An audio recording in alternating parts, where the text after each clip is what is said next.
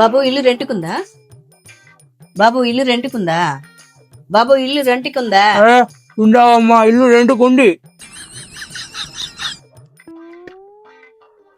ఉందమ్మా ఇల్లు రెంట్కి. ఎందా నుంచి బాబు రెంట్కుంది ఉంది. ఎంతకి మీ కుటుంబంలో ఎంతమంది ఉంటారు? 4 అయ్యా. నేను మా ఆయన, నాకు 2 ఆడపిల్లలు. 2 అమ్మాయిలా? ఉమ్. ఆంటీ, బాబు ఇదేందయ్యా? నాకు పెద్దోళ్ళు అంటే గౌరవం ఆంటీ. నాకు ఎటువంటి అలవాట్లు లేవు ఆంటీ. ఈ ఏరియాలో మీరు ఎవరినైనా అడగండి, నేనే మంచి పిల్లని చెప్తారు. ఈ ఏరియాలో మీకు గానీ మీ అమ్మాయిలకు గానీ ఎటువంటి ప్రాబ్లం వచ్చినా నాకే చెప్పండి, నేను చూసుకుంటా ఆంటీ. సరే గాని ఇంతకి రెంట్ ఎంత నాయనా? రెంట్లు గింట్లో అన్ని మళ్ళీ మనం చూసుకుందాంలే ఆంటీ. పర్లేదు బాబు, రెంట్ ఎంత చెప్పు. బయట వాళ్ళకైతే 6,000 ఆంటీ. మీకు కాబట్టి 4,000కి ఇచ్చేస్తా కాండి.